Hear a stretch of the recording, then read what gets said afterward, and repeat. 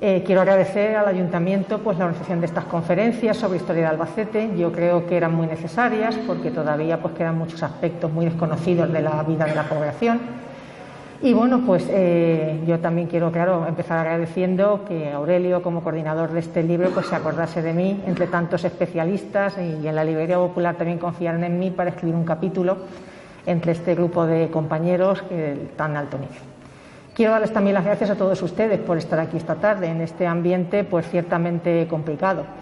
Y bueno, muchas personas que seguro que querrían estar aquí, que me lo han dicho y tal y no pueden estar, pues que tampoco se preocupen, porque gracias a nuestro querido compañero Virgilio Cencerrado pues también se están grabando estas conferencias y sin duda pues luego las podrán escuchar en diferido. Bueno, pues como decía Aurelio, me voy a centrar esta tarde en un siglo y medio, el reinado de Felipe II en la segunda mitad del siglo XVI y todo el siglo XVII, incorporando pues también la parte que ha escrito Pedro Joaquín García Moratalla, y voy a intentar pues que hagamos una serie de pinceladas. Habría mucho que hablar, pero nos vamos a centrar en una serie de aspectos que yo creo que reflejan bien este título que he puesto, desde una época en la que había pues, un desarrollo bastante importante y ciertas esperanzas a pesar de las dificultades, a otra época que es la del siglo XVII, donde hay una profunda crisis y donde van a ver ustedes cuando vayamos desgranando un poco los aspectos que hay algunos aspectos que vamos a tocar que nos van a resultar, pienso, de mucha actualidad, aunque nos separan casi 400 años de esta época. Bien, pues entroncando un poco con lo que los compañeros que me han precedido han comentado, ya Carlos Ayllón dejó pues aquí un poco puesto el tiempo, esta mitad del siglo XVI. En esta época pues saben que Albacete pertenecía al antiguo marquesado de Villena, de que se habían originado dos partidos, el partido de abajo, el partido de Chinchilla, en el que estaba Albacete, que desde el punto de vista religioso pertenecía a la diócesis de Cartagena, mientras que el partido de arriba, el de San Clemente, acogía a las poblaciones de esta zona y pertenecía al obispado de Cuenca. Había un solo gobernador, que tiene su sede en San Clemente, pero luego había un alcalde mayor en cada partido. Y vengo a decir esto porque aquí hay una de las características que vamos a ver luego en muchas ocasiones. Albacete siempre tuvo pues, la oportunidad de, siendo una población que no tenía pues, una gran raigambre, era una pequeña villa, pues siempre intentó ir ascendiendo puestos y situándose estratégicamente. En el año 1586 encontramos una noticia de que Albacete se postuló para ser la sede de la gobernación en lugar de San Clemente, aduciendo que su situación geográfica pues, resultaba muy conveniente al estar en el centro del marquesado. Y si no lo llegó a conseguir oficialmente, sí que sabemos que algunos gobernadores, como Musén Ruiz de Bracamonte, pues durante ciertos periodos residió en Albacete. Ese mismo año de 1586 pues no llegó ya tampoco a seguir más la pretensión de Albacete, porque es el año en que se divide ya el marquesado, desaparece y aparecen dos corregimientos, cada uno con su corregidor. Uno se queda en San Clemente y otro se queda en Chinchilla, de manera que Albacete pasa a estar integrado en esto que se llama el corregimiento de Villena, con dos ciudades que son, como ven ahí, Villena y Chinchilla, y 9 villas. Este es el intitulatio de una carta de uno de los corregidores, donde se dirige a las dos ciudades de Villena y Chinchilla, por tanto las más relevantes en la zona, y las villas de La Roda, La Gineta, nuestro Albacete, Tobarra, Ellín, Yecla, Sax, Almansa y Bes. Esta era pues un poco la organización que ahora diríamos regional en la que se integraba Albacete. Y vemos un poco la misma situación. Había dos ciudades, Villena y Chinchilla, de mayor regambre, donde el corregidor pues era su sede, ¿no? Pero Albacete, poco a poco y de manera oficiosa, va consiguiendo que los corregidores residan en nuestra población. Y esto lo sabemos porque en los libros de bautismo se conservan partidas donde diferentes corregidores bautizan hijos en Albacete, lo cual nos indicaba que tenían su casa de morada en Albacete, tenían su familia en Albacete y sus hijos nacían en Albacete.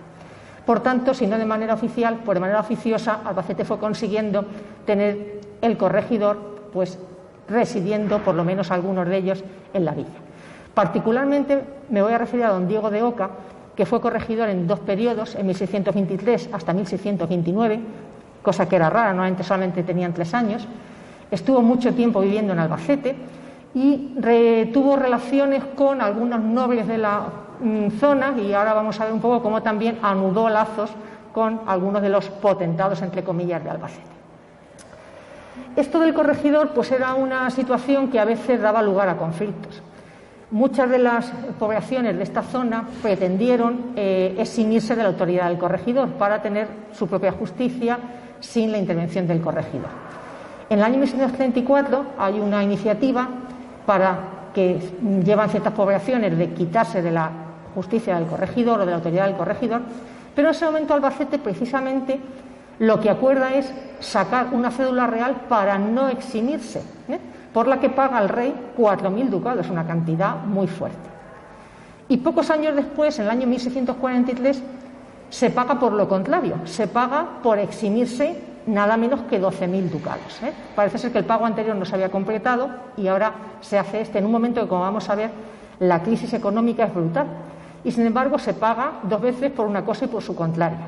Esto se puede deber a que en el seno del ayuntamiento había 2 grupos enfrentados, que luego hablaremos, y en un primer momento predominaron los primeros que se apoyaban más en la autoridad del corregidor, y cuando estos cayeron un poco en su dominio, pues predominó la otra facción y consiguió eximirse de la autoridad del corregidor. En el año 1672 esto se anularía por una serie de desórdenes que hubo y volveríamos otra vez a estar en la autoridad del corregidor. ¿Cómo era la organización del municipio a nivel local? Pues aquí me gustaría empezar hablando de una cosa que podríamos un poco relacionar con el efecto mariposa, ¿no? Ya saben ustedes, una mariposa bate las alas en Hong Kong y al mismo tiempo pues ocurre, pues aquí nos pasa una cosa similar. En las ciudades del Marquesado de Villena, el antiguo Marquesado de Villena, Albacete entre ellas, tenían un sistema de elección de oficios en el que cada año se elegían los oficios que formaban el ayuntamiento. Era un sistema electivo, era un sistema de 33 personas aquí en Albacete. No crean que era un sistema demasiado democrático, porque esos 33 ya en la primera mitad del siglo XVI hay quejas de que eran siempre los mismos. Tenían que tener un nivel determinado de riqueza y se perpetuaban, ¿no? Iban pasando los oficios en sorteo, pero entre ellos, de manera que siempre eran los mismos. Sin embargo, en 1543 pasa una cosa que sacude completamente la organización institucional y que va a tener muy largas repercusiones. Estamos en el contexto de una guerra, la guerra con Francia, la cuarta guerra que Carlos I tiene con Francisco I de Francia, saben que fueron enemigos durante todo su reinado. Esa guerra empieza en 1542 y el emperador sale al frente del ejército y deja de regente en España a su hijo, el entonces príncipe Felipe, que va a ser luego Felipe II, aquí lo han pintado por la escuela de Tiziano unos años después, en torno a 1550. Lo deja, como digo, como regente, tiene él 16 años, tiene un consejo de regencia y tiene que hacerse cargo de la gobernación de todo el territorio, ¿no?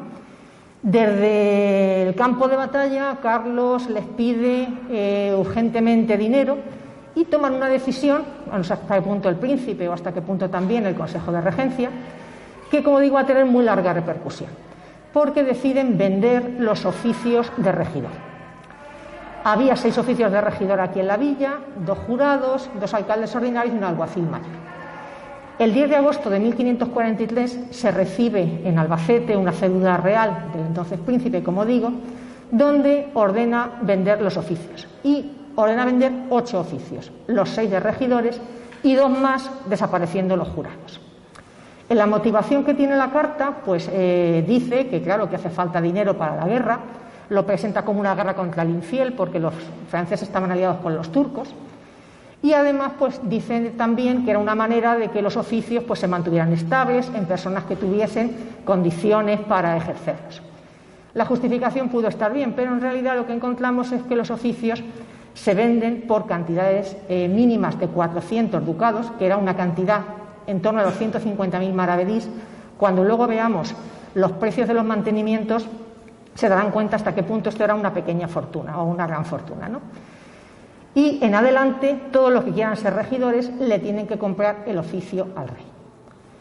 En principio son cargos que los hace de manera vitalicia. Se supone que cuando la persona que lo adquiere muera, pues ya se va a acabar ahí el oficio. Pero enseguida empieza una práctica que es la resignatio in favorem, que consiste en que la persona que lo tiene puede libremente renunciar a ese oficio en otra persona, con la sola condición de sobrevivir 20 días a la renuncia y que el que lo recoge, el que lo toma, saque nuevo título, pagando una cantidad al rey también por refrendar el traspaso. Con lo cual, el rey o la monarquía encuentra en esta venta de oficios una fuente de dinero muy importante en tiempos de mucha necesidad, y los que tienen dinero pues encuentran una vía para colocarse en los oficios de regimiento y tenerlos pues de manera casi indefinida con esta práctica. Los oficios, además, viendo que el filón era bueno, pues van aumentando. El rey va creando nuevos oficios que no existían, y así vemos que en 1557, cuando empieza el reinado ya de Felipe II adulto, ya hay 16 oficios, ya se han duplicado. Pero cuando él está en los últimos años de su reinado, en 1592, ya ha aumentado hasta 28. Como ven, el número va creciendo sin parar. Cada uno de estos oficios se vende y las cantidades van aumentando, ¿no? A finales del siglo se pagaban unos 1000 ducados, que era pues eso, una cantidad muy fuerte. Y no acaba ahí, ¿no? Porque empieza el siglo XVII y el filón sigue. Sí que es verdad que durante los primeros años del reinado de Felipe IV, cuando el conde duque de Olivares empieza su política reformista, en el año 1624 hay un intento de consumo. Para entonces había 33 oficios de regimiento, que desde luego era una desproporción teniendo en cuenta el número de población que ahora veremos, y se ordena, el rey en aquel momento Felipe IV ordena que se consuman y se queden en 12. Pero esto no tiene efecto, por una serie de circunstancias se subastan los nuevos oficios y antes de que se termine de hacer la subasta deciden dejarla sin efecto, con lo cual vuelven a tomar posesión los mismos 33 y la cosa continúa. Hasta el punto de que a 1650, cuando llegamos, tenemos 40 oficios de regidor en la villa de Albacete. Para que se hagan una idea, en proporción por vecinos o por número de habitantes, es mayor la proporción en Albacete que en Madrid, que era la villa que era sede de la corte, y que desde luego pues el volumen aquí de actividades y de ocupaciones del municipio no justificaba para nada tener tantísimos regidores.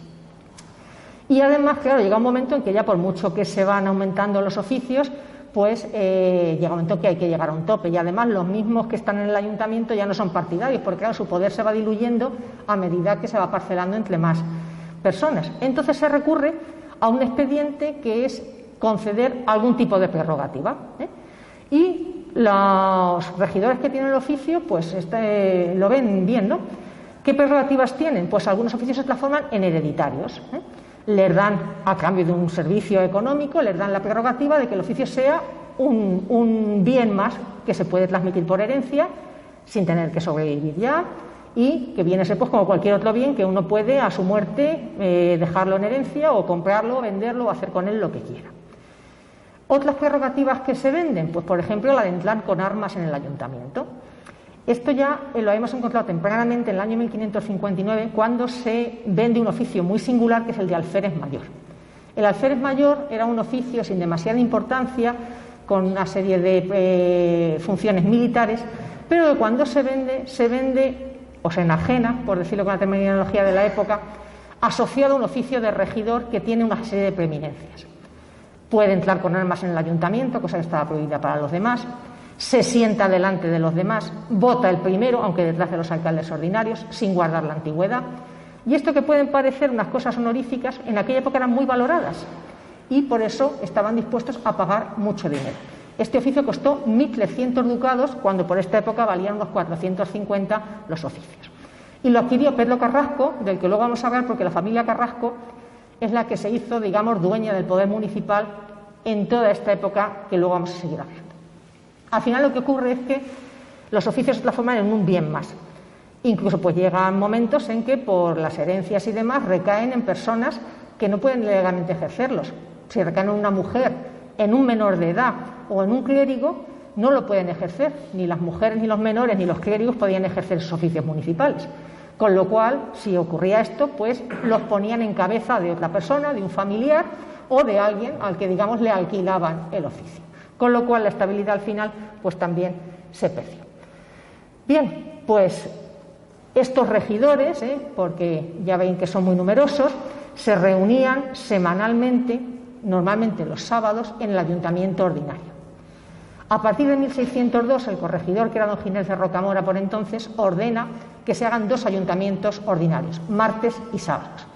Aunque luego es verdad que las épocas de mayor crisis, cuando menos actividad había, pues se van reduciendo y no se hacen tantos ayuntamientos. Pero bueno, en estos días los oficiales capitulares, que eran los regidores fundamentalmente, alcaldes, alguacil y los escribanos que existían sin voz ni voto, pero que dejaban el testimonio en las actas capitulares, pues se reunían, como digo, en la sala del ayuntamiento, que estaba en la Plaza Mayor, era de Santa María de la Estrella, la advocación que ya hemos comentado en otras ocasiones, y luego también había ayuntamientos extraordinarios cuando surgía algún tema que había que tratar, pues el portero avisaba a los capitulares que acudieran y se hacía el ayuntamiento extraordinario.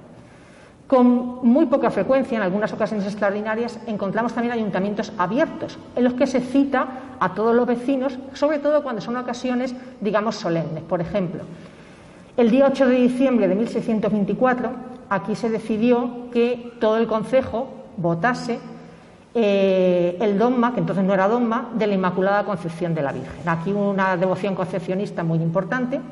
Entonces se citaron en la Iglesia Mayor de San Juan, ya no en la sala capitular, todos los oficiales del ayuntamiento y todos los vecinos. Al hablar de vecinos hablamos de hombres mayores de edad, que eran los que en aquel momento contaban como vecinos, todos los que quisieron acudir, y se hizo allí el ayuntamiento abierto y se decidió que todos guardasen pública y privadamente, defendieran la Inmaculada Concepción de la Virgen.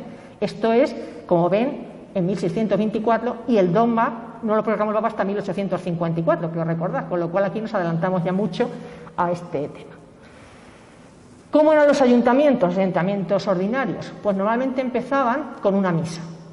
Había un capellán y había un servicio de aderezo del altar, que por cierto estaba un poco descuidado. En 1602, don Ginés de Rocamora, que era el corregidor, les echó un poco la bronca, diciendo que los aderezos de decir misa estaban indecentes y estaban en muy malas condiciones, y que los sustituyeran y pusieran unos adecuados. Después de la misa, en la que impetraban pues la gracia para decidir adecuadamente, entraban en la sala y se sentaban por un orden. Ya digo que esto era una premisa o una prerrogativa muy apreciada.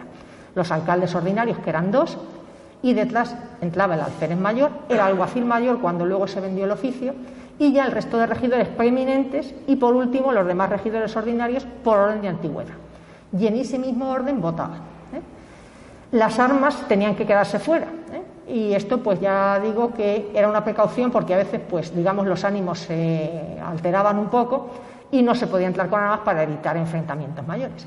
Pero algunos oficiales compraron esa prerrogativa, empezando por el alférez mayor, y entraban con armas, generalmente espada y daga eran las armas que se llevaban en el ayuntamiento. Cuando se recibía alguna carta del rey, una cédula real, una real provisión, se hacía una ceremonia de acatamiento. Los oficiales capitulares la ponían encima de su cabeza y la reverenciaban y la acataban. No siempre la cumplían, pero la acataban. Cuando venía un nuevo regidor o un nuevo oficial capitular a tomar posesión, se hacía también una serie de actos simbólicos. Le recibían, comprobaban que se cumplían las condiciones, y el nuevo, pues entonces se sentaba en su sitio, tocaba la campanilla, recibía las llaves de la sala, pues un poco el simbolismo de la toma de posesión. ¿Qué asuntos se trataban? Pues realmente el municipio en esta época era una instancia que tenía numerosas competencias que luego han sido absorbidos por la administración central.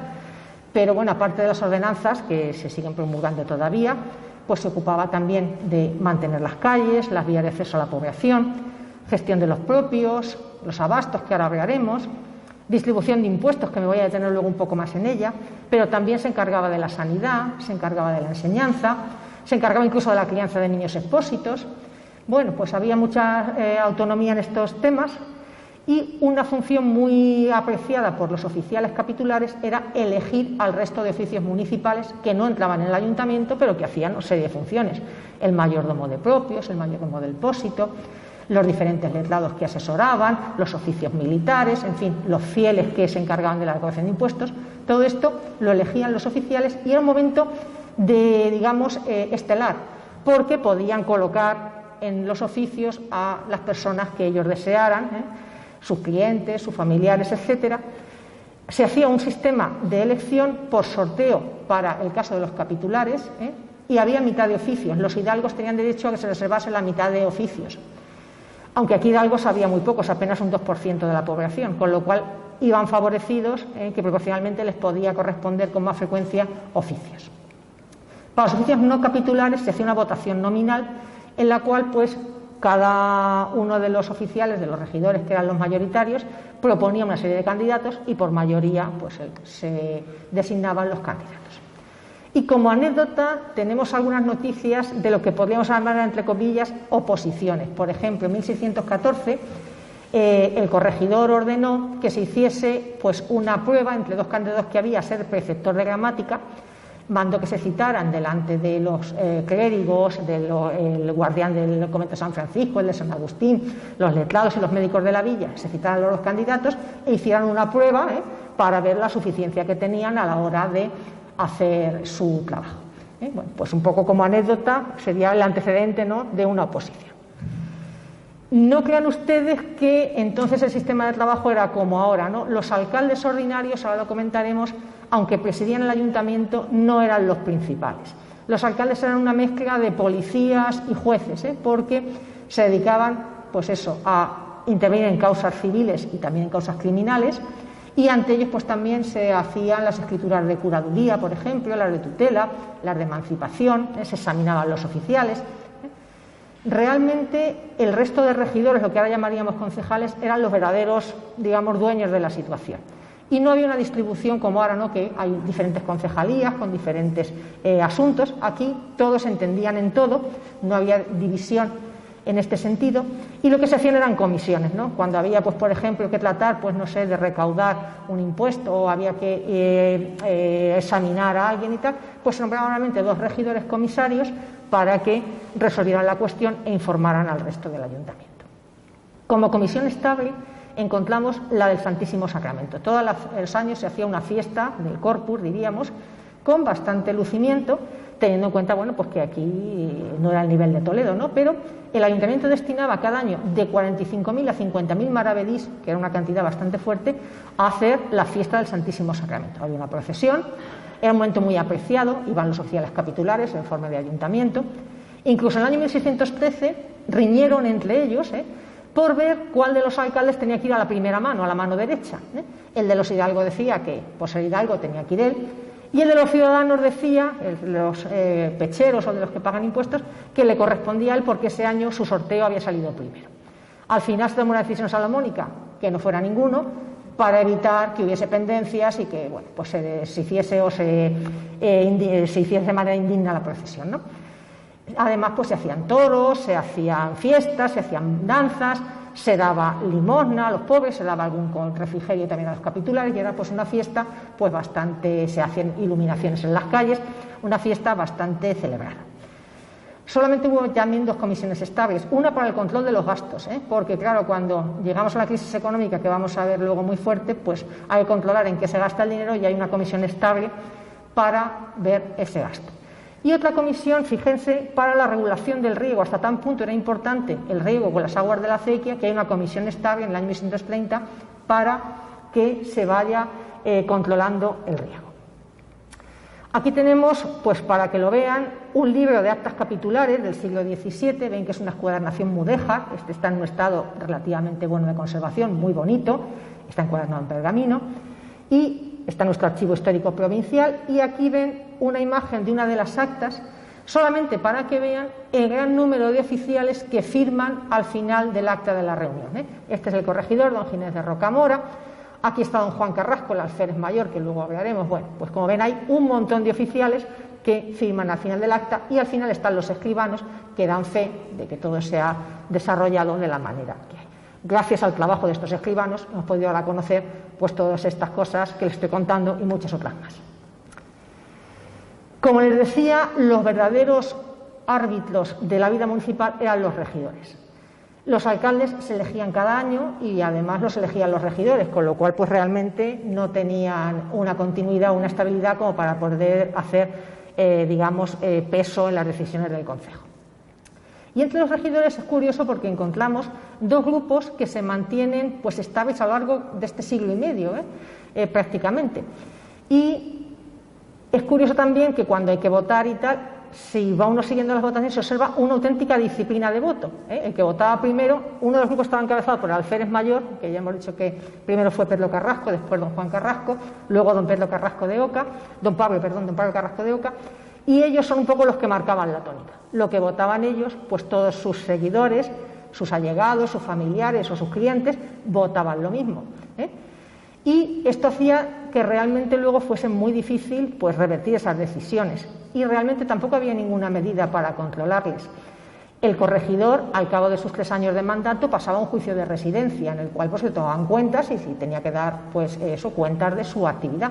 Pero los regidores, unos porque eran vitalicios y otros porque eran hereditarios, no tenían ni por qué cesar en su oficio, podían ser regidores toda la vida, nadie les tomaba cuentas, ¿eh? Y además entre ellos, al estar unidos por estos lazos familiares o clientelares, pues digamos que se defendían, hacían una piña y raramente se les podía tomar responsabilidad. De estos dos grupos, como digo, pues el principal, el que se mantiene más cohesionado, es el que sustenta el alférez mayor, que en la segunda mitad del siglo XVI es Pedro Carrasco. Hay un momento conflictivo, incluso queda constancia de que hubo un intento de asesinar a Pedro Carrasco, otro regidor, Jorge de Alcañabate, parece que le intentó asesinar, no lo consiguió, y ya no tenemos más noticias de algaradas violentas ni de intentos de asesinato, pero sí que ese predominio de la familia Carrasco se mantiene, y en la primera mitad del siglo XVII, por manera coloquial diríamos que no se movió una mosca en Albacete sin que don Juan Carrasco, que era el alférez mayor, se enterara e incluso sin quien lo consintiera, ¿eh? Sí que es verdad que al final de su vida, luego comentaremos, hay una quiebra en su poder, ¿eh? Y hay un momento en que pierde esa influencia, es el final de su vida, su hijo se queda muy pequeño, luego lo veremos, pero luego recuperan también un poco pues esa predominancia. ¿Cuáles eran los momentos de mayor choque? Pues ya lo he comentado, ¿no? Los momentos de elección de oficios, que eran los momentos en los que realmente pues ejercían ese poder para poder elegir o situar a sus candidatos en distintos oficios. Y ahí hay un poco de todo, ¿no? Siguiendo las elecciones de oficios, hay años en que nombran candidatos que estaban manifiestamente ausentes, incluso alguno que estaba en Lima, ¿eh? Y cuando los demás protestan le dicen, bueno, pues que igual podía venir, o que si no, pues ya nombraría a alguien para que en su lugar ejerciera. Otras veces, pues hacen, digamos, trampas, ¿no? Porque a los hidalgos que había, pues si el grupo de regidores no le convenía que se presentara, le ponían en duda su hidalguía, le obligaban a pleitear y por lo tanto no podía entrar en las elecciones hasta que el pleito no se concluyera. Y en algunas ocasiones incluso se dice que algunos se quejan de que les forman alguna causa por cualquier denuncia, causas banales, que les meten en la cárcel un día o dos, lo suficiente para que no puedan participar en la elección, y luego ya les dejan, ¿eh? O sea que ya pues había ahí, digamos, muchas triquiñuelas en las que podríamos extendernos mucho, pero bueno. ¿Contra esto qué se podía hacer? Pues realmente no mucho. Se podía recurrir al corregidor, pero el corregidor, pues muchos de ellos fueron también muy amigos de los alféreces mayores, les debieron también muchos favores, y aunque los corregidores no solían ser o no debían ser de las zonas en las que ejercían su corregimiento, pues al final acababan teniendo muchos lazos de todo tipo, y el recurso a la autoridad del corregidor pues se vio a menudo poco relevante.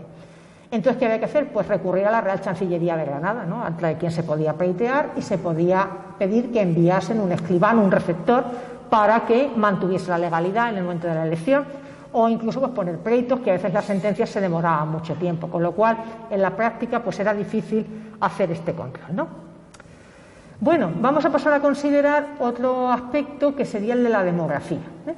Y vamos a ver un poco la razón por la que decimos que la segunda mitad del 16 fue una etapa de crecimiento. Aquí vemos un poco pues las cifras, ¿no? Y creo que la gráfica habla bastante. Aquí estamos hablando de vecinos. Hay que tener en cuenta, como decía antes, que vecinos eran los cabezas de familia, los hombres mayores de edad. Por lo tanto, para pensar en habitantes hay que multiplicar el número de vecinos por 4 o 5 personas, según los autores, que serían pues la que sería la composición mediana de una familia. Cuando decimos que empezamos esta etapa de la mitad del 16, vemos que hay una bajada a los 900 vecinos, porque es el momento en que la Gineta se independiza de Albacete, se hace villa y perdemos, por tanto, los vecinos que eran de la Gineta, unos 100 y pico posiblemente, que, por tanto, menguan la población de Albacete. Después vemos que aquí, en los años 60, 70, hay un crecimiento bastante importante, que va a venir relacionado con que son deportados a Albacete moriscos en razón o en relación con la sublevación de las Alpujarras. Luego intentaré hablar un poco de ellos. Se asientan aquí en Albacete de manera forzosa, pero claro, tienen pues un crecimiento importante de la población. Y vemos que llegando pues al inicio del siglo XVII, Albacete tiene unos 1.500 vecinos.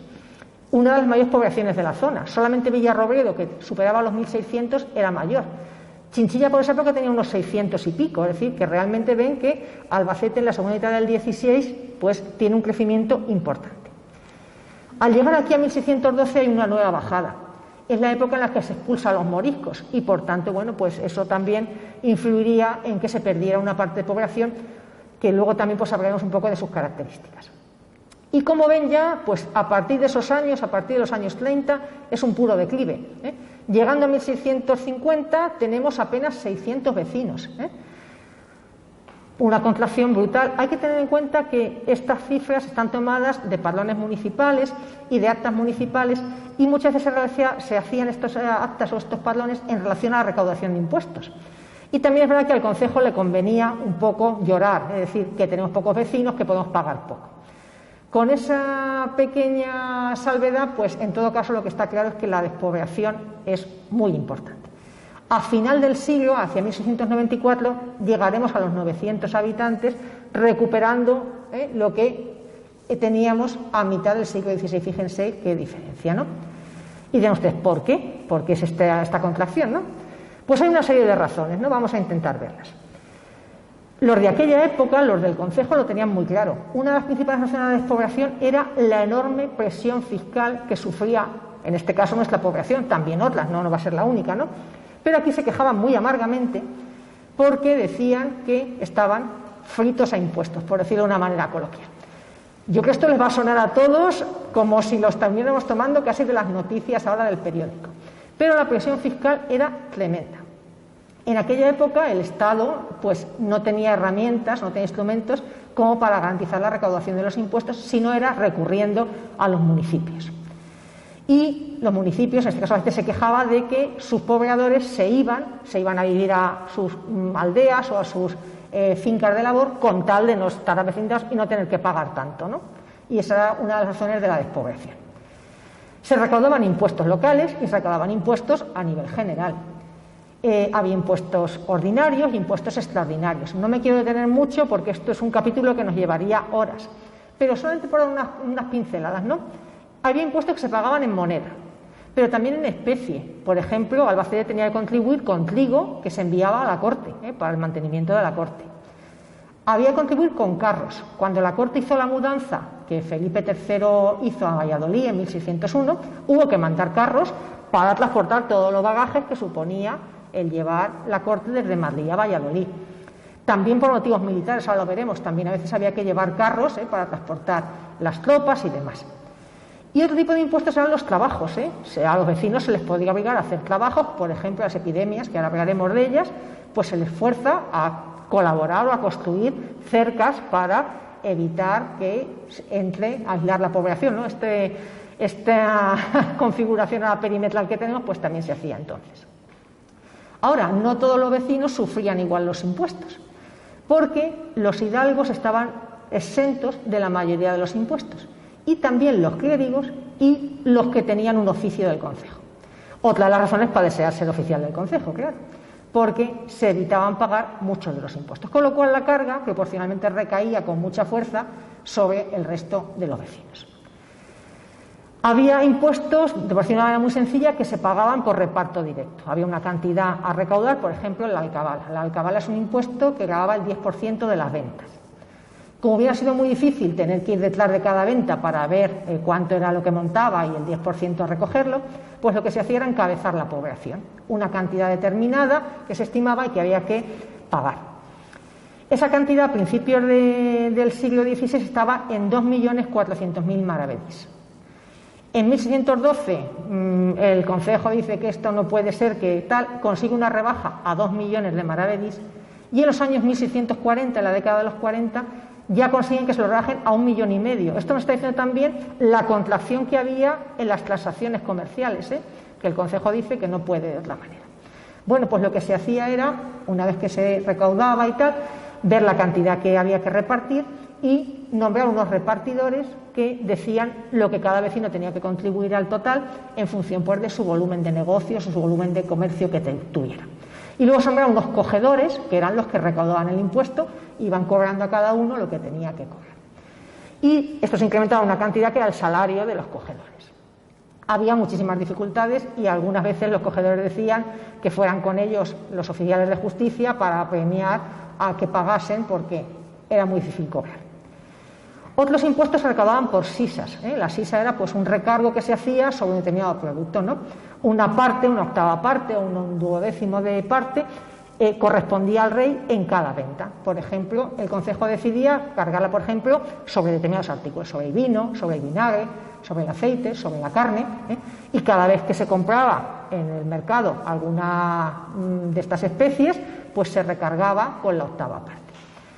Hay que tener en cuenta que, claro, por ejemplo, los propietarios que tenían grandes bodegas no tenían por qué comprar vino en el mercado, con lo cual no les recaía este impuesto. O los que tenían ganados y comían de sus carnes, pues tampoco tenían que pagar el impuesto. Y los hidalgos no pagaban las sisas, tenían una cédula para que cuando fueran a comprar no les hicieran este recargo y eso lo llevaban como a gran gala porque era pues, su privilegio por ser hidalgos. Y otra forma de recaudar impuestos fueron las dehesas. Las dehesas no es ni más ni menos que una porción de tierra, de pasto, que se acota y se deja para subastarla al mejor postor, de manera que pueda los ganados del postor entrar a comer esa dehesa, esa hierba, y se retira, por tanto, del aprovechamiento común de todos los vecinos. Para hacer eso había que pedir licencia al rey, había que pagarle al rey por adhesar una determinada partida del término y luego se subastaba al mejor postor, con lo cual pues, era una manera de recoger ingresos tanto para la corona como para el municipio y además solucionaba la papeleta de muchos ganaderos que tenían sus ganados aquí y que no tenían que ir a buscar hierbas a otras zonas, sino que podían ponerlos a comer en las dehesas que se hacían. Y muchos de los regidores tenían buenas cabañas de ganado, con lo cual pues esto era un tema que les interesaba y que también pues dio mucho juego, ¿no? Por unas cosas y por otras, por pleitos con Chinchilla, hubo muchos pleitos también en función de las dehesas, no todos querían hacer dehesas, Chinchilla hacía dehesas y teníamos una comunidad de aprovechamiento del término, Ellín hacía dehesas, todas las poblaciones alrededor hacían dehesas. Había muchos pleitos por cómo uno quería poner la dehesa, el otro la contradecía. Al final, entre unas cosas y otras, entre la depreciación de los ingresos y el aumento de los gastos, para que se haga una idea, llegando a mediados del siglo, nuestro concejo tenía una deuda de 34.000 ducados, una auténtica fortuna, y por tanto esto indica que las arcas municipales no solo estaban exhaustas, sino que se debía una cantidad brutal. Y luego estaba el capítulo de los gastos militares, que también, digamos, era pues muy relevante, ¿no? Saben que es una época en la que hay muchas guerras que no se desarrollan en el territorio de Albacete, pero sí que nuestra población tiene que contribuir bien con hombres que engrosan los ejércitos o bien con dinero. Hay, bueno, pues muchas ocasiones, ¿no? Ahí he puesto algunas, por ejemplo, en 1558, cuando la conquista de Orán, pues tuvieron que pagar aquí en Albacete 450 ducados pues para los gastos de la guerra. Cuando la conquista de Portugal, cuando Felipe II consigue unir Portugal a la corona hispánica, pues hubo una junta del marquesado para ver, y a Albacete le tocaron contribuir con 20 carros, con sus mulas y con sus guías. Como Albacete era una villa con mucho comercio, pues era una contribución adecuada, pero se resistían mucho a hacerla porque, claro, al mandar los carros con las mulas y tal, pues muchos de ellos o se perdían o morían los animales y al final no solamente dejaban de ganar aquí con su comercio, sino que además perdían el carro y los animales. En el siglo XVII encontramos sobre todo pues, contribuciones para defender la costa levantina de los ataques de los corsarios, de Morat Arraiz y de otros corsarios, y también contribuciones sobre todo en los años 40, cuando se está produciendo las campañas de Cataluña y de Portugal. Saben que durante el reinado de Felipe IV hay unas rebeliones, Portugal se separa de la corona hispánica, Cataluña al final no, pero pues todo eso da lugar a muchos conflictos y Albacete tiene que contribuir. Claro, cuando llegaban las peticiones de que se contribuyese, pues aquí se hacía la ceremonia de acatamiento, la ponían encima de su cabeza, la reverenciaban y tal, y daban ahí unos discursos muy encendidos de la defensa de la monarquía, pero intentaban por todos los medios contribuir con lo menos posible. Esto es así, ¿no? Es también muy humano. Incluso los hidalgos que había en la villa, que se supone, bueno, pues que estaban un poco dedicados al servicio de las armas, se suponía, porque luego en la realidad no era así, pues también se veían un poco compelidos a, incluso durante la campaña esta de Cataluña, en los años de 1642, el mismo rey Felipe IV fue al frente del ejército hacia las tierras catalanas. y llamó a una leva de hidalgos que le acompañaran. Pues los hidalgos de aquí de Albacete se excusaron pues todos con muy diversas razones, ¿no? Unos porque era viudo y tenía hijos pequeños, otro porque estaba ocupado en los oficios concejiles y cómo iba a dejar de gobernar aquí el municipio para irse. Al final la mayoría lo que hicieron fue contribuir con alguna cantidad de dinero para ayuda de los que sí que iban a la guerra. Y bueno, pues era muy difícil no solamente el recoger impuestos en moneda, sino sobre todo el recoger hombres para que combatieran. Hay algunos casos pues un poco anecdóticos, pero que no dejan de ser bastante llamativos. Por ejemplo, en 1634 Arce tenía que mandar 15 hombres y hubo que recurrir a prender a 15 mozos, ponerlos en la cárcel del ayuntamiento, estaba en la Plaza Mayor, y mandarlos en 2 carros esposados y con 6 guardias de arcabuces a Murcia, lo cual pues no deja ninguna duda de la poca voluntariedad que tenían de ir los 15 mozos. Pero es que en 1644, cuando hay que hacer una nueva leva de hombres para mandar a las campañas y tal, los regidores tienen que salir de noche, un poco a tapadillo, a prender mozos, a ver a los que se encuentran por la calle, y tienen tan poco éxito y no prenden casi a ninguno, que el comisionado les amenaza con que se los va a llevar a ellos mismos, aunque son mayores, a combatir. Al final no se los llegó a llevar, pero bueno, es un poco indicativo de las dificultades que había y de las deserciones que luego había. Al final, desde 1647, deciden contribuir con dinero. Y mira que el dinero era difícil por las deudas que había, pero era todavía más difícil o casi imposible contribuir en hombres, ¿no? Además de esto, cuando pasaban por aquí tropas, y esta es una zona de mucho paso, ¿no?, del Levante hacia el interior y demás, pues había que alojarlas, y les designaban casas para que alojaran a los soldados. Los soldados no siempre eran gente pacífica, ¿no? Y entonces, bueno, pues había muchas quejas de que si los soldados iban robando ganados. Algunos, pues curiosamente, se quejaron de que los soldados les exigían que les pusieran gallinas para comer y otros manjares, y que, bueno, pues que les mandaran a los capitanes que no les exigieran ese tipo de manjares. Bueno, pues problemas diferentes y algunas violencias que ocurrían y demás. Y por aquí, por nuestra población, también pasaron personajes de entidad, ¿no?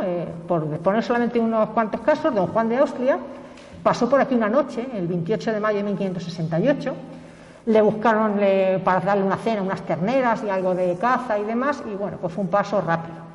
Pero Felipe II, cuando venía creo de las Cortes de Monzón en marzo de 1586, sí que pasó con toda su comitiva y le hicieron pues unos recibimientos adecuados. Entró por la puerta de Chinchilla, salió por la de San Sebastián, se aderezaron las calles, se limpió todo bien. Se buscó, porque claro, había que alojar a toda la comitiva, había que buscar paja para todos los animales que traían, camas para toda la comitiva, manjares para servir al rey y a sus allegados, en fin, se gastó en aquello 400 ducados, una cantidad muy importante. Y en 1647 pasó por aquí también Mariana de Austria, la segunda esposa de Felipe IV, cuando venía precisamente a casarse con él, que era su tío. Y aquí pues también se hizo un recibimiento muy digno. En esta ocasión se gastaron 600 ducados en el paso de la comitiva de Mariana de Austria, igual, ¿eh? Incluso pues sabemos que le aderezaron pues comidas con especias, con azúcares, con almendras, es decir, artículos de lujo a los que en la villa había acceso, aunque fuesen caros, ¿eh? Bueno, pues solamente un poco como anécdota. ¿Por qué la despoblación está en la que veníamos hablando? Pues aparte de esta presión fiscal que les he comentado, es una época en la que hay grandes alteraciones climatológicas. Alternan episodios de sequías muy importantes y otros episodios de lluvias muy severas. Son menos frecuentes los de grandes lluvias, ¿no? Por ejemplo, en junio de 1603 sabemos que hubo unas inundaciones muy importantes, que todo el Alto Fano se inundó, y en la zona donde estaba el convento de Justiniana, donde está más o menos ahora la Unión y el Fénix, fueron tan grandes las inundaciones que hubo que a punto evacuar a las monjas porque se les estaba llenando todo el convento de agua y los sótanos de las casas, las cuevas que había y tal, quedaron inservibles.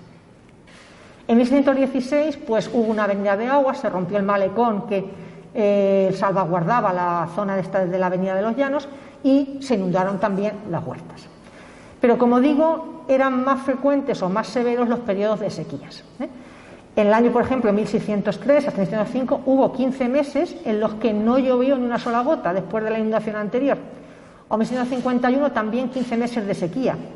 Esto suponía que, claro, las hierbas se agostaban, los ganados no podían comer, las cosechas se malograban Eso suponía una crisis de subsistencia, unas hambrunas tremendas, y esto, claro, evidentemente influía sobre la población.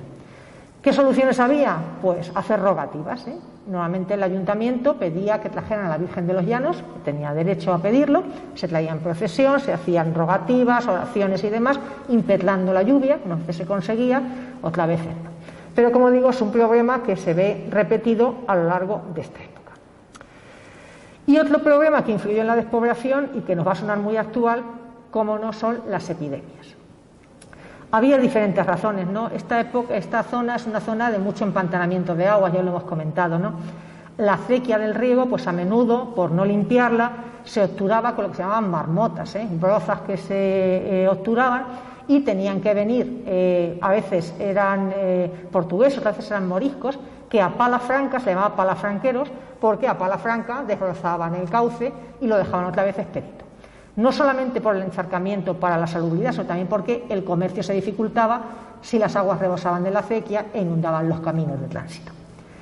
Y también pues existía conocimiento como la suciedad, la falta de limpieza de las calles era un factor de riesgo para el desarrollo de enfermedades epidémicas.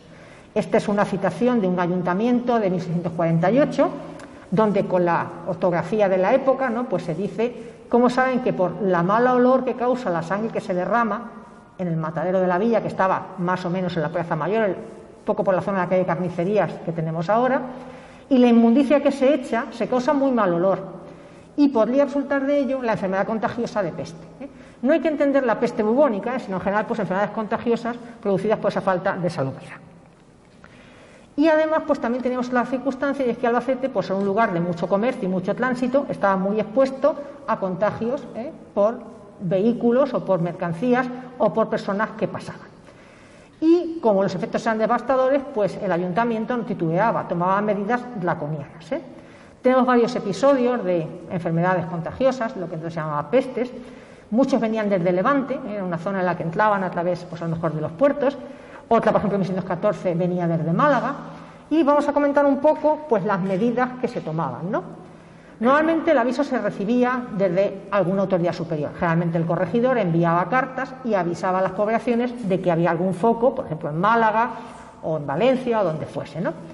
Entonces, al recibir esa noticia, pues aquí los capitulares, los oficiales del ayuntamiento, se ponían en contacto, mandaban correos con esas poblaciones para enterarse bien de qué tipo de enfermedad era, de cómo se manifestaba, en qué lugares estaba produciéndose, y cuando tenían estas noticias lo que hacían era cercar la villa. Se dejaban solamente, ya saben que bueno, pues la muralla ya en esta época había desaparecido y había pues cercas de mala calidad que para la ocasión pues se remozaban, había trabajos que decían forzosos para los vecinos para poner estas cercas en buena forma, ¿no? Y dejaban solamente dos puertas abiertas, una de San Sebastián en el camino hacia Madrid y otra la puerta de Chinchilla. Y tenían que tener mucho cuidado porque muchos vecinos abrían portillos para ir a sus huertas, sobre todo desde la zona de la calle La Cava que bajaba hacia las huertas, pues muchos abrían portillos y esto estaba prohibido. Para prohibirlo, pues recurrían a veces a poner amenazas de excomunión a los que rompieran la cerca y abrieran portillos. Pero de manera más práctica lo que hacían era vigilar con turnos de guardia. En el siglo XVII lo encontramos a menudo, que hacen unos turnos, empezando por los regidores y los alcaldes y demás, y van dando vueltas para ver que no rompa nadie la cerca ni abra portillos. En las puertas ponen guardianes y les entregan un listado de los lugares donde estaba manifestándose la enfermedad, para que no dejen entrar a nadie que venga de esas zonas, ni productos o mercancías que vengan de estas zonas. Como un caso un poco que nos puede resultar casi curioso, o bueno, bastante curioso, y que si cambiáramos aquí un poco los nombres y las circunstancias, casi creo que lo podríamos haber extraído de las noticias de hace pocos días, pues es un caso de un aislamiento que se hizo aquí en el año 1648. Se detectó que dos mujeres que vivían en la calle de la Cava pues murieron de forma repentina, ¿no? Y se atribuyó a un mal contagioso, un tipo de epidemia, no sabemos de qué tipo exactamente, que venía de Murcia, y se dijo, esto se recogió en las actas del ayuntamiento, que era pues se habían probado unas ropas que venían de Murcia. Bueno, por lo que fuera, el caso es que las personas que habían sido contactos estrechos, diríamos ahora, de estas dos difuntas, pues las aislaron. Y para aislarlas las llevaron a una ermita, la ermita de San Sebastián, estaba ya pues en la salida hacia Marli y tal. Ahí la estuvieron varios días y después incluso a una hereda más apartada que estaba fuera de la población donde no vivía nadie. ¿Cuál era el problema? Que estas personas a las que pusieron en aislamiento eran gente sin recursos. Y claro, tampoco les podían dejar trabajar por evitar que, si estaban enfermos, expandiese la enfermedad. No tuvieron más remedio que darles socorros para que no se murieran. No tanto a lo mejor por caridad, sino porque si se morían, pues igual iban a decir que era por la infección o por la epidemia, iba a ser peor, ¿no? Eran 28 personas, que no eran pocas personas, ¿no? Y el ayuntamiento acordó darles 25 panes, 6 libras de carne, la libra es algo menos de medio kilo, fíjense, y algunas coles para 28, ¿eh? Y el gasto no debía ceder de 20 ducados, ¿eh? Con lo cual, pues realmente, seguramente estas personas no morían de hambre, pero tampoco tuvieron muchas sobras. Pero bueno, lo pongo un poco como ejemplo de lo que se llama aislamiento en la época. Claro, la epidemia producía gastos muy cuantiosos, todo esto de levantar la cerca, todo esto de poner guardias, todo esto de vigilar, de evitar también que entraran mercancías, era dinero. Y para eso pues tampoco titubeaban. A veces, por este es una cita del año 1600, una de las epidemias, donde el ayuntamiento se puso muy fuerte y dijo que para los gastos que hiciera falta embargaban a los que eran los arrendatarios de las rentas de los propios, que les dieran, hasta que no les dieran 800 reales, no les soltaban, ¿eh? Y lo tendrían que hacer así. En esta ocasión no les he copiado más por no perder aquí o por no invertir más tiempo, pero incluso llegaron a amenazar con penas de horca a los que se saltaran las medidas, ¿eh? No sé hasta qué punto lo podrían haber ejecutado, pero el ayuntamiento en esta ocasión se puso, pues digamos, muy firme con estos temas. Una vez que ya se recibían noticias de que ya iba desapareciendo la enfermedad, pues se intentaba lo antes posible quitar este aislamiento, igual que ahora, ¿no? Eran partidarios de levantar lo más pronto posible el control por no perjudicar el comercio, que era muy importante para la economía de los vecinos. Esto lo notificaban al corregidor, el corregidor lo refrendaba y terminaba el aislamiento. Bueno, ya hemos comentado un poco de qué vivían aquí los albaceteños, ¿no? Pero bueno, vamos a insistir un poquito en las actividades económicas. Ya hemos comentado que era una población con una base agrícola muy importante, ¿eh? Este también, no sé si lo ven muy bien, es una cita de un ayuntamiento de 1606, donde, preguntados los capitulares acerca de qué vive aquí la gente, pues dicen que aquí se vive de la crianza de ganados y del cultivo de la tierra. Los más potentados tienen ganados y cereales, y el vino lo tienen todos, ¿eh? El vino era el cultivo, la uva, el cultivo más frecuente tanto de los más potentados como de los pobres, ¿no?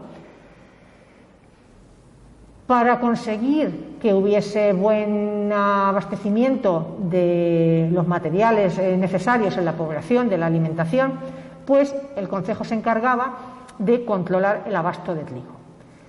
El trigo era un elemento fundamental porque con él se hacía, como bien saben, el pan, y era un alimento de primera necesidad.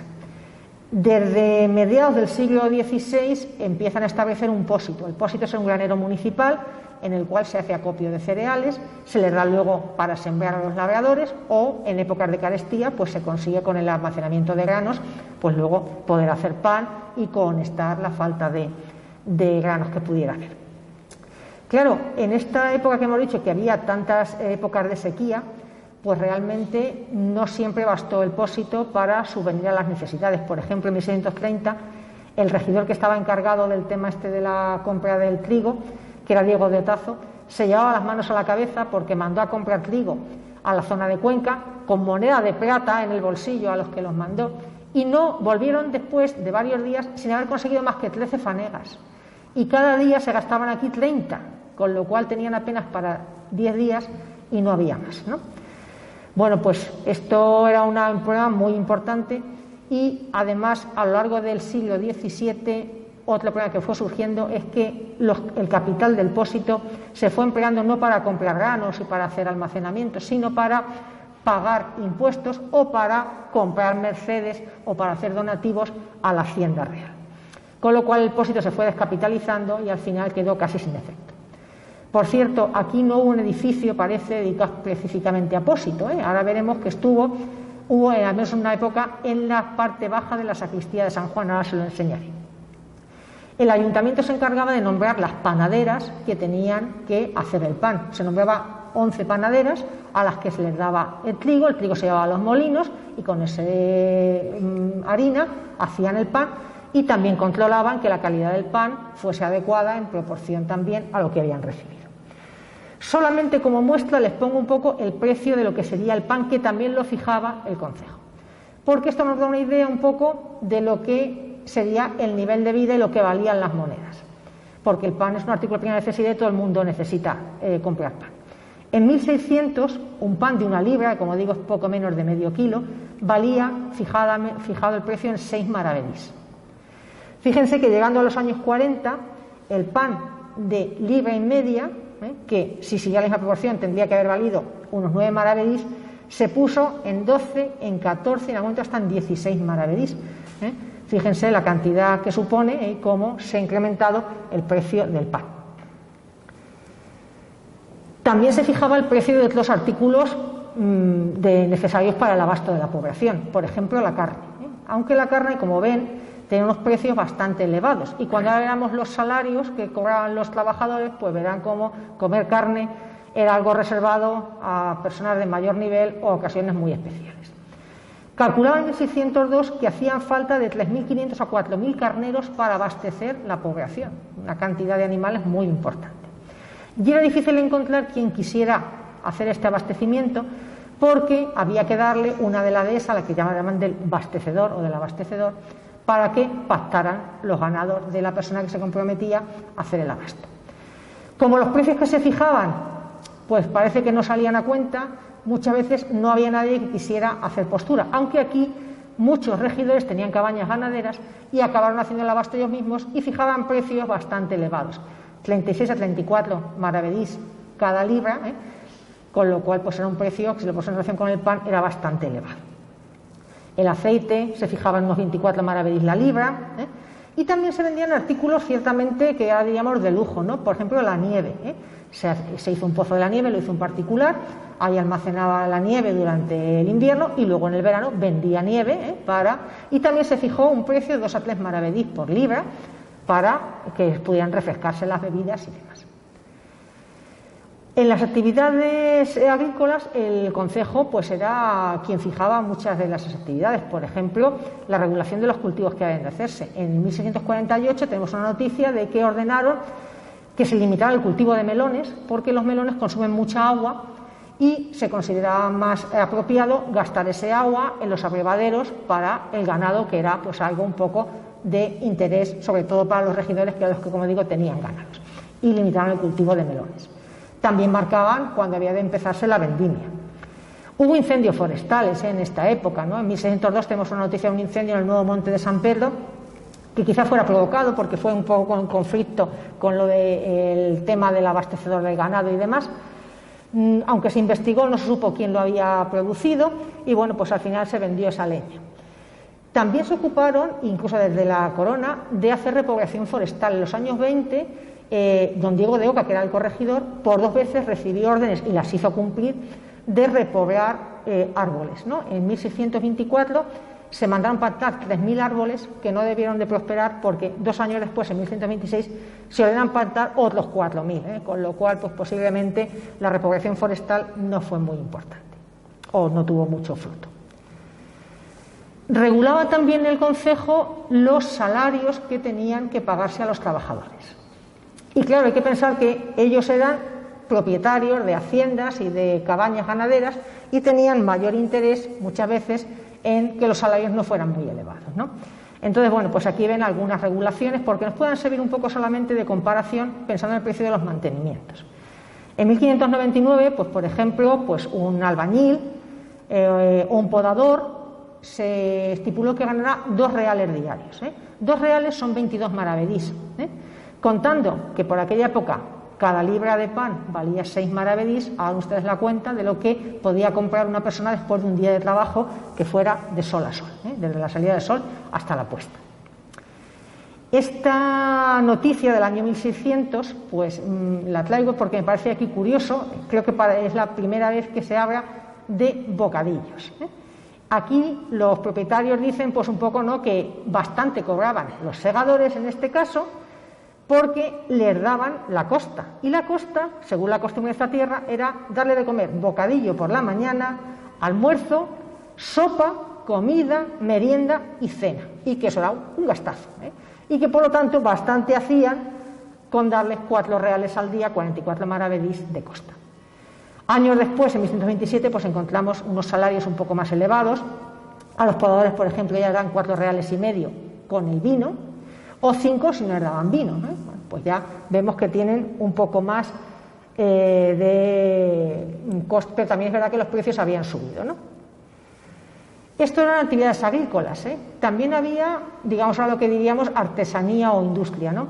Aquí hubo elaboración de paños, ¿eh? Y esto lo sabemos porque había un oficio en el concejo que era fiel del hierro. El hierro no era ni más ni menos que la marca con la que se marcaban los paños que se hacían en la viña. Este oficio solía recaer en algún sastre, ¿eh? A lo largo del siglo, de la primera mitad del siglo XVII se va perdiendo, pero esto nos indica que era pues, una actividad importante cuando un oficial se dedicaba a marcar los paños, ¿eh? Y sería pues, un poco como diríamos una denominación de origen, un contraste de calidad de que los paños eran adecuados. Aquí no hubo, parece, en esta época gremios importantes. Cuando alguien quería empezar a ejercer un oficio, lo citaba los alcaldes ordinarios y hacían una prueba ante los veedores, otros expertos en el oficio, de que realmente eran capaces, y entonces pues les daba licencia para poner su tienda, tener aprendices y poder ejercer el oficio. Desde luego el comercio era una fuente muy importante aquí en la economía, ya lo hemos comentado, porque además Albacete tenía privilegios de ciertas exenciones fiscales de no pagar ciertos impuestos, por ejemplo, el impuesto de aduana de Puerto Seco con la raya del Reino de Valencia. Chinchilla estaba dentro de las 12 leguas que sí que pagaban ese impuesto, sobre todo sobre los ganados, pero Albacete consideraba que no lo estaba. Hubo también muchos pleitos por hasta dónde llegaba las 12 leguas, según cómo se medía la legua y tal, pero bueno, esa exención de ciertos impuestos pues hacía también que se favoreciera el comercio, en este caso de animales de labor. Hubo también episodios de bandolerismo, ¿no? Que claro, pues había que reprimir porque evidentemente desfavorecían el comercio. Y bueno, pues sabemos en alguna ocasión, en 1948, el corregidor, que entonces era don Antonio José de Lugo, los corregidores solían ser de capa y espada, más que letrados eran de capa y espada, pues levantó una partida en unas pocas horas para ir a perseguir a un bandolero que se llamaba Pedro Andrés, y era el año 1643, no sé si lo he dicho bien, y consiguió efectivamente atrapar a los bandoleros porque sabemos que poco después ahorcaron a 2 en la plaza, que entonces eran muy expeditivos y no se paraban en muchos temas, ¿no? Muestra del comercio importante y del paso de mercancías y de pasajeros es que en la villa había, en nuestra villa, muchos mesones, ¿eh? Nos quedan los nombres de algunos y bueno, pues me gusta ver ahí esos nombres, ¿no? Porque son nombres como evocadores. Muchos estaban en la zona de la Plaza Mayor, ¿no? Por ejemplo, el del León o de los Leones, entre la plaza hacia la calle Albarderos, que se llamaba de las 2 puertas porque tenía 2 puertas, una a cada lado. El de la Maluenda y el de la Pierla, que eran de la familia Carrasco, estaban también en la zona de la plaza, de la Fruta, el de Poveda, ¿eh?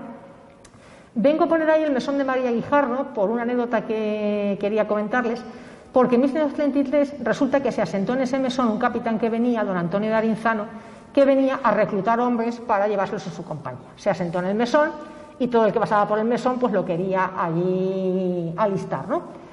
María Guijarro se hartó de ver al capitán allí porque no iba nadie por su mesón, ante el riesgo de que el capitán le echara mano. Y protestó ante el concejo para que le ordenaran al don Antonio de Arinzano salir del mesón y dejar aquello tranquilo porque ella no tenía negocio por aquello, ¿no? Bueno, pues un poco solamente pues una anécdota de cómo funcionaban todas las cosas. El parador de la Cuesta, en la zona de que estamos ahora, pues en la Cuesta de la calle Concepción, era también de los Carrasco, era una zona muy, muy importante. Lo arrendaban por 500 reales, era una cantidad importante. ¿Y cómo sería que don Pablo Carrasco, en la segunda mitad del 17, lo arrendaba con condición de que los estiércoles de las caballerías que paraban allí los tenía que coger él para abonar sus tierras? Es decir, que aquello debería pasar por allí muchas caballerías.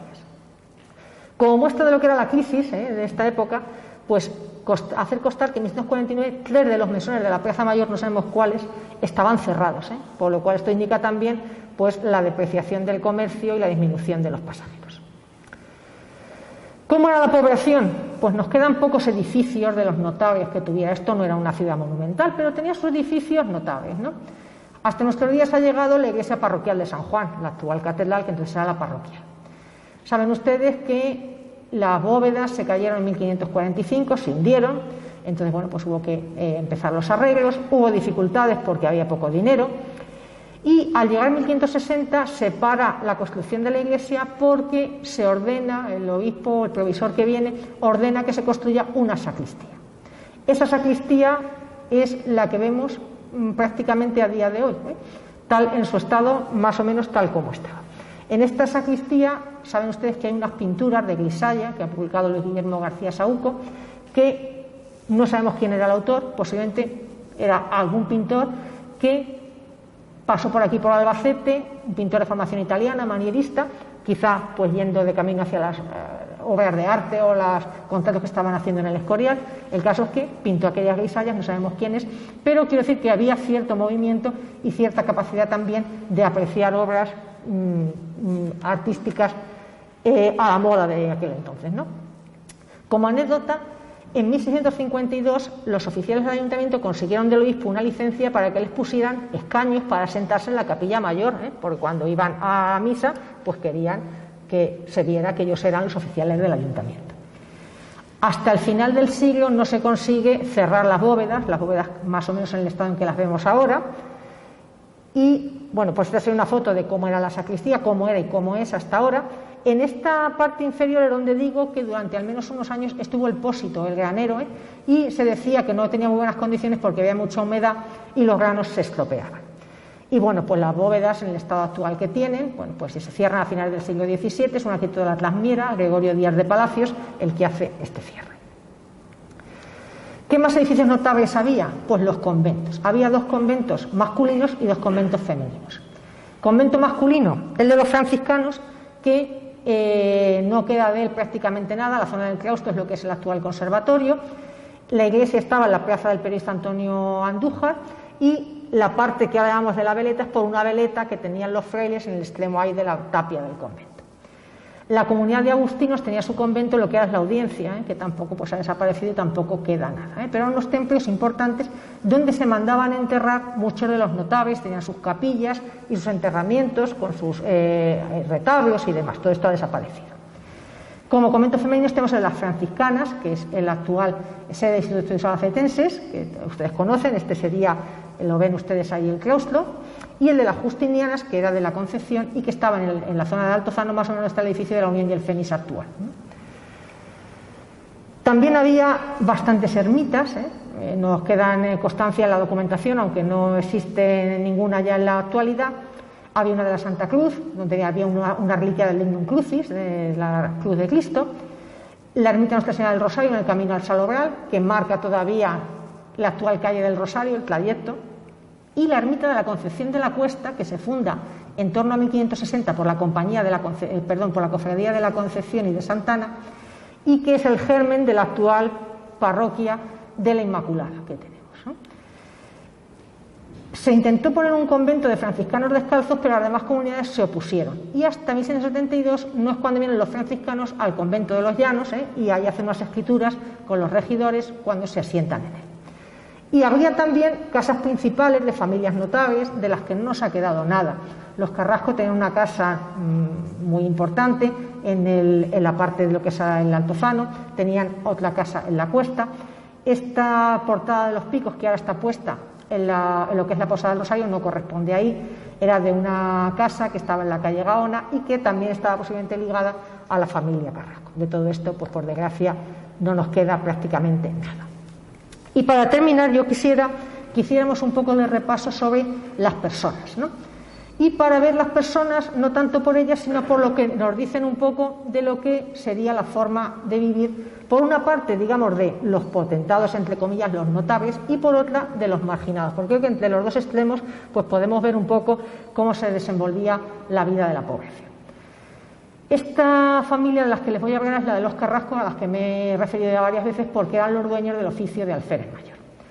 Vienen de Chinchilla, su origen está en Chinchilla, son 2 hermanos en el origen, no hay más, pero bueno, Pedro Carrasco el mayor y Miguel de Villanueva. Miguel de Villanueva tiene 2 hijos que son Pedro Carrasco y Pablo Carrasco. Y Pedro Carrasco el mayor tiene 2 hijas, María y Catalina. Catalina quizá fuera una hija natural, que luego se cría dentro de la familia, no está muy claro. El caso es que casan los 2 hijos de Miguel de Villanueva con las 2 hijas de su hermano Pedro Carrasco. Aquí ya vemos un poco la endogamia que había entre las familias, esto era muy frecuente. El matrimonio no se decidía por amor ni por las inclinaciones de los contrayentes, sino por las familias, pues para mantener las posesiones o para reforzar lazos. Bueno, pues el caso es que Pedro Carrasco, que tiene el oficio de alférez mayor de 1559, y Pablo Carrasco, que gana una hidalguía, se la compra al rey por 5.000 ducados en 1573, por los servicios también que le ha hecho durante la Guerra de Granada y de la Guerra de las Comunidades, como digo, él se convierte en hidalgo, el otro hermano no, y se casan con sus primas hermanas. Bueno, pues resulta que Pedro y doña María Carrasco no tienen descendencia. Esto pasa en aproximadamente un 12% de las familias de regidores que yo he podido controlar. Una buena parte no consiguen tener descendencia. O los que tienen algún hijo, hasta un 23% no sobreviven los hijos a los padres.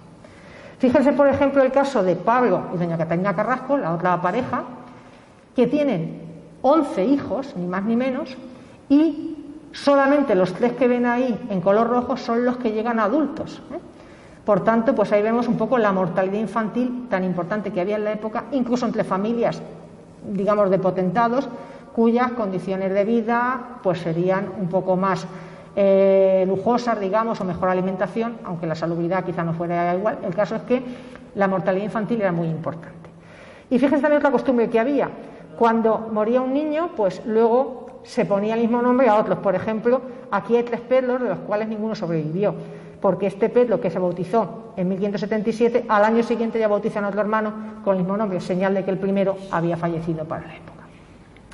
De los 3 que viven, María la casan con un hidalgo de la Jineta. Juan es el que va a tener el oficio de alférez mayor de su tío, que va ligado a un mayorazgo. Ven que él nace en 1571, y, como digo, es el que es el dueño de la vida municipal durante la primera mitad del siglo XVII prácticamente. Tiene un mayorazgo, tiene oficio de alférez mayor, lo desempeña ininterrumpidamente en toda su vida, consigue poder nombrar un teniente en el que pone uno de sus sobrinos, acumula varios regimientos que los pone en ejercicio con otros amigos o parientes suyos, es muy cercano a varios corregidores, hace teniente de corregidor, hace incluso alcalde de ordinario, saca un privilegio para poder ser alcalde ordinario, es familiar del Santo Oficio, con lo cual, bueno, pues el respeto que eso suponía, y consigue en 1615 comprarle al rey un privilegio de villazgo para su heredamiento de Pozorrubio, que era una pequeña aldea. Pero con esto él consigue llamarse señor de vasallos, aunque los vasallos fueran pues los pocos que vivirían allí haciendo pues las labores del campo. Esto también detrae este término del término de Albacete, pero bueno. Y la última hermana que sobrevive, doña María Magdalena, cuando nace su padre ya es hidalgo, y por eso ya en las escrituras ya aparece como doña María, aunque es una niña. La confirma el obispo que viene desde Cartagena cuando tiene menos de 3 años, y ya se anota como que es doña María Magdalena, a la que confirma el obispo con 3 años. Se casa con un caballero que es del hábito de Calatrava, es un 24 es un regidor de Córdoba, tiene 2 hijos, el mayor muere pronto, se le entierra en el convento de San Agustín, y el segundo, don Luis Páez, es el sobrino que va a apoyar o que va a estar muy en relación con su tío don Juan Carrasco. Se casa con una dama de Córdoba, y bueno, pues la familia, como digo, va haciendo pues un poco todo lo que sería el dominio de la vida municipal. Don Juan Carrasco también se casa, y se casa primero con una mujer que es de la familia de los Bazanes. Recuerdan ustedes a don Álvaro de Bazán, el marqués de Santa Cruz, que tiene su Museo de la Marina ahora en Viso del Marqués, ¿no? Parece un poco extraño verlo ahí en pleno corazón del interior, pero don Álvaro de Bazán se dice que él nunca conoció la derrota, fue un gran almirante en tiempos de Felipe II, participó en la batalla de Lepanto, estuvo en la conquista de Lisboa, Portugal, iba a comandar la Armada Invencible, la muerte se lo llevó antes. El caso es que era pues un noble de primer orden, y con una familiar de este Álvaro de Bazán se casa primero don Juan Carrasco. Esto quiere decir que tenían relaciones, digamos, de alto nivel y a nivel de la corte. De este matrimonio parece que no quedan hijos, ella muere antes de 1611, aunque sigue hablándose con la familia, hay noticias de que aloja a alguna tía de esta mujer, una vez fallecida ella, la aloja en su casa y demás. El caso es que cuando él ya está viudo, cerca de 1628, cuando él tiene ya entonces 57 años, que para la edad era una edad, para la época una edad bastante elevada, se casa con doña Brianda de Oca, que es hija de uno de los corregidores que he mencionado, don Diego de Oca, que ha sido corregidor aquí en 2 periodos, que además tenía un hermano, don Álvaro de Oca, que era miembro del Consejo de Órdenes, que tenía muchos cargos, que fue incluso regente del Consejo de Navarra, con lo cual entronca con una familia también bien relacionada y con buenos oficios en la corte, y además recibe 4.000 ducados de dote, aunque parece que luego el pago no fue del todo. Pero sobre todo lo que gana fundamentalmente es que con ella empieza a tener hijos y tiene 6 hijos.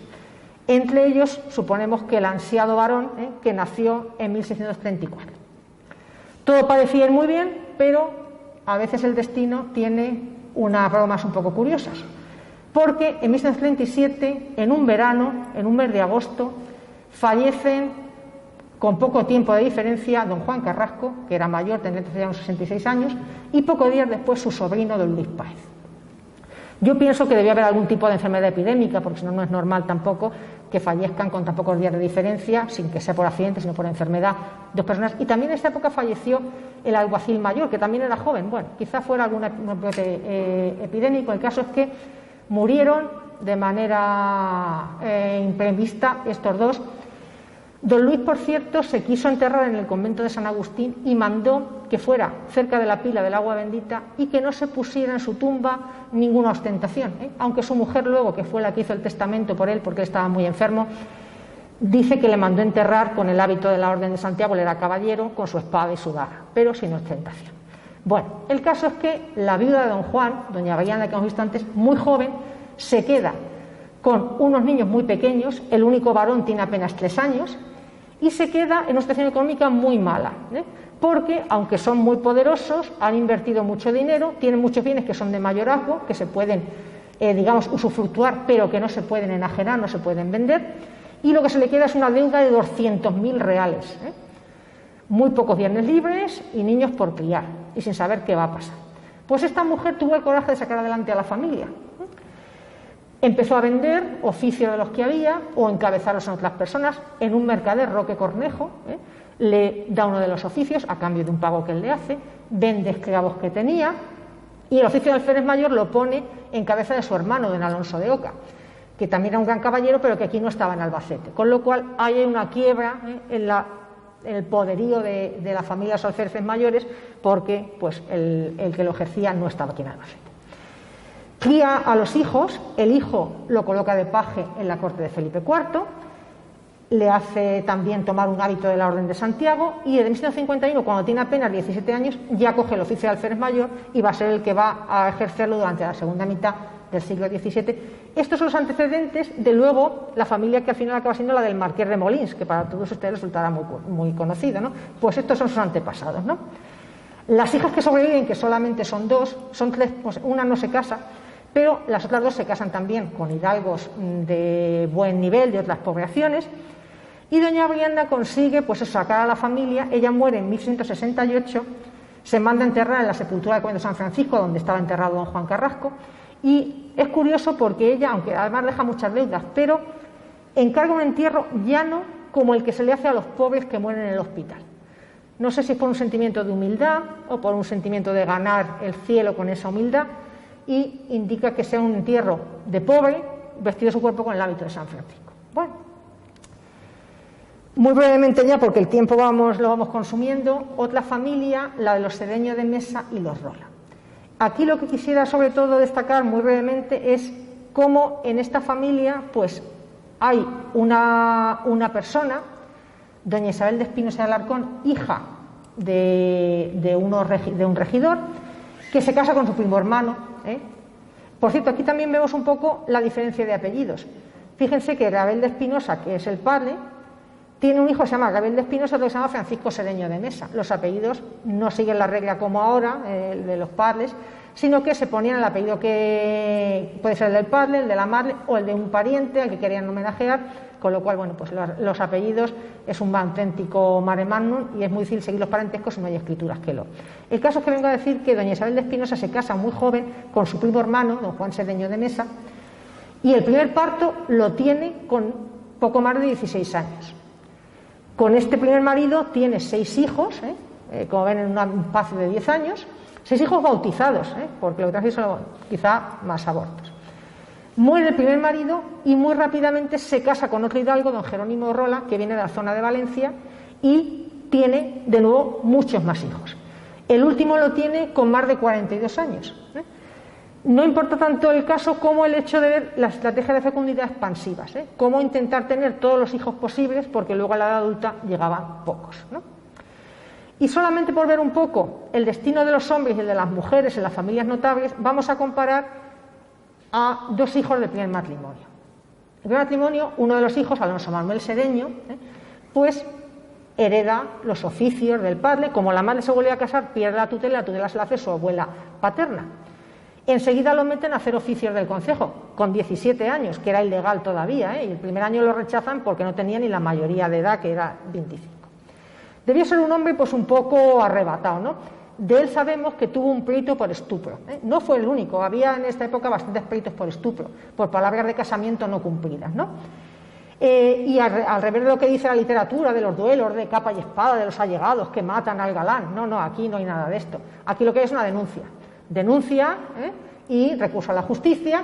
La estuprada era doña Francisca de Castañeda, que no era noble, pero era de una familia que tenía aquí mucho raigambre, y bueno, pues le denuncian a y al final de un proceso le ponen una multa de 2.500 ducados y 2 años de destierro, que no los llega a cumplir, quizá porque bueno, pues le perdonan, quizá a cambio de alguna contribución monetaria. La mujer ya se han ido a Chinchilla junto con la familia, se casa allí con Josep Pérez, y bueno, pues el asunto se soluciona con la multa y un pequeño destierro. Esto no le impide seguir su carrera de oficios, y se casa pocos años después él con otra noble, doña Catalina Manrique de Anglada, con la que tiene varios hijos. Hace una carrera en la administración municipal, y cuando llega a los años 40 y le quieren llevar al ejército para acompañar al rey y tal, es uno de los que se excusa diciendo que en ese momento ya es viudo, que tiene 4 hijos pequeños y que él no puede ir. Luego ya se va a Toledo y sale un poco de nuestro ámbito. Su hermana, doña María Sedeño, pues tiene una vida completamente distinta.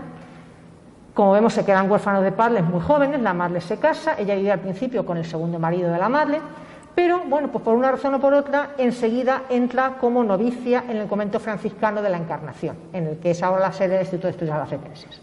En el año 1612, cuando tiene 16 años, hay una escritura de profesión en la que su padrastro, don Jerónimo Rola, y su madre, pues la llevan al convento, la comunidad la acepta y establecen la escritura del primer año de noviciado, para que dan 20 ducados y 12 fanegas de trigo al convento. Al cabo de un año está la escritura ya de profesión, para la que hay que llevar una dote, para ser monja, digamos, de primera categoría. La dote eran 800 ducados. A cambio de darle su padrastro y su madre esta cantidad, ella tiene que renunciar a la herencia que le corresponda, y la madre le da una renta de 20 ducados cada año, pues para que lo pase mejor en el convento, con la condición de que cuando la madre muera la renta será de 40 ducados. Bueno, pues puede parecer un poco duro, pero seguramente en comparación con el matrimonio, los azares de los partos y demás, pues podría ser una vida bastante cómoda. Además, como curiosidad, las monjas de este convento casi todas firman las escrituras, cuando hacen una escritura de arriendo, de lo que sea, con su nombre. Ella firma María Soror, en latín.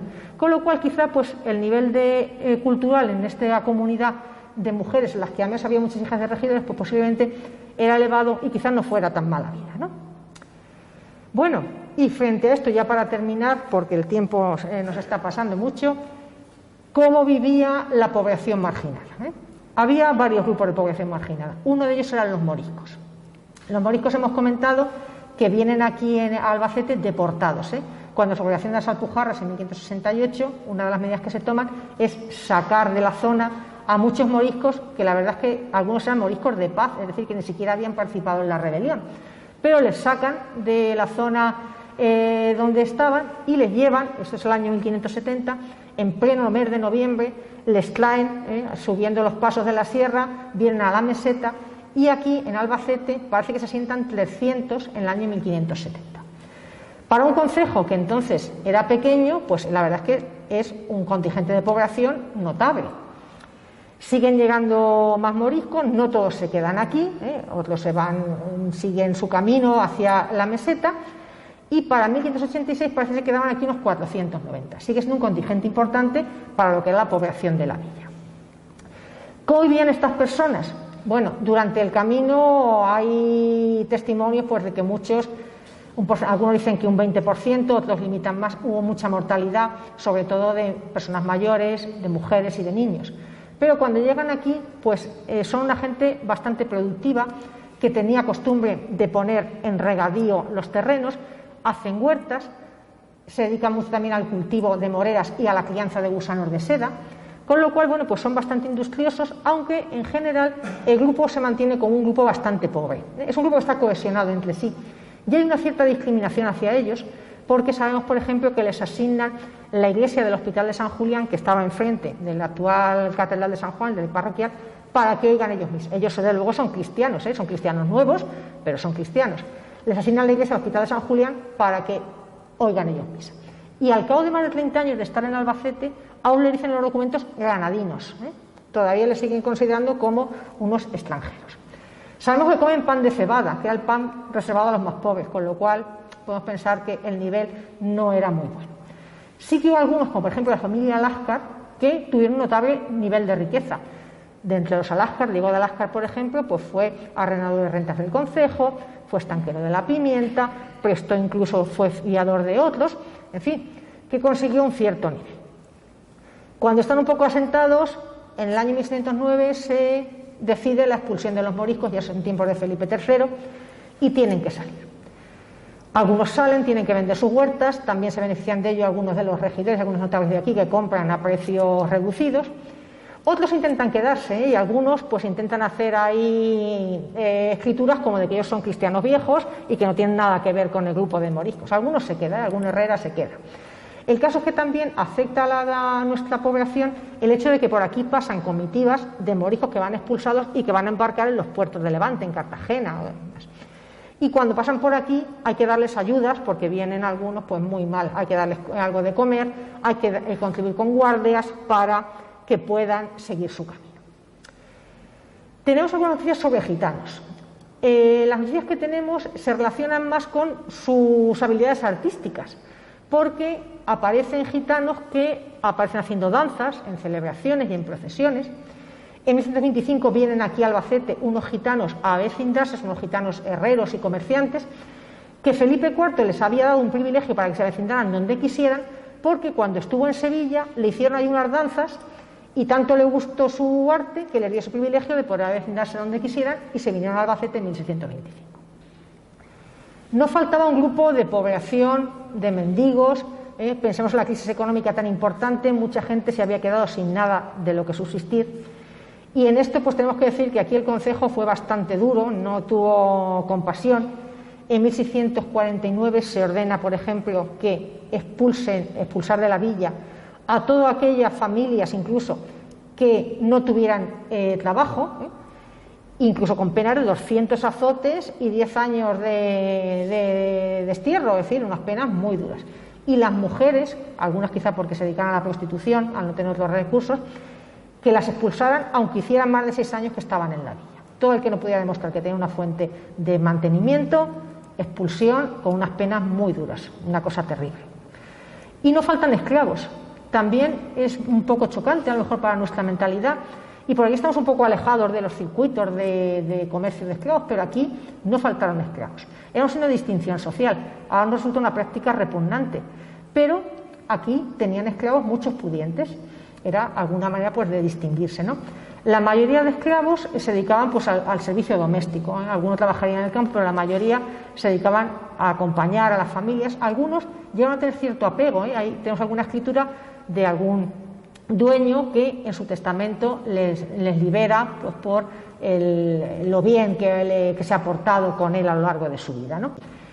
Algunos sabemos que eran africanos, otros dicen que eran de color membrillo, pues, y algunos blancos. Muchos de ellos dicen habidos de buena guerra, no sabemos de qué guerra, si de alguna incursión en la zona del Magreb, pero bueno, el caso es que los había, estaban marcados algunos de ellos con M's y con S's, algunos fueron rebeldes, algunos se escaparon, pero en general parecen haber estado integrados en la familia. Incluso encontramos muchas escrituras de bautismos, bautismos de adultos, que se bautizan en la fe católica y que les hacen de padrinos potentados.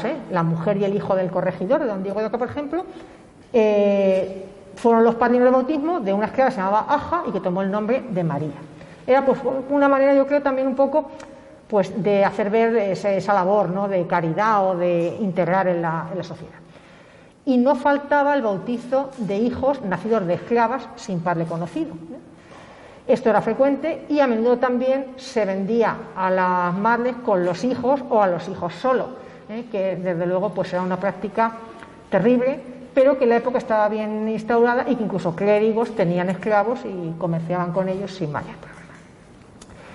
Me hubiera gustado hablarles de 1000 cosas más, de sanidad, de educación, de cómo era la mentalidad, de cómo se vestía la gente, de cómo eran las casas, de los testamentos, de los ritos en la muerte, pero creo que ya me he pasado mucho de tiempo, con lo cual pues me queda darles las gracias y espero que en otras ocasiones podamos hablar más. Y si quieren hacer alguna pregunta, pues yo estaría encantada. Muchas gracias por su atención.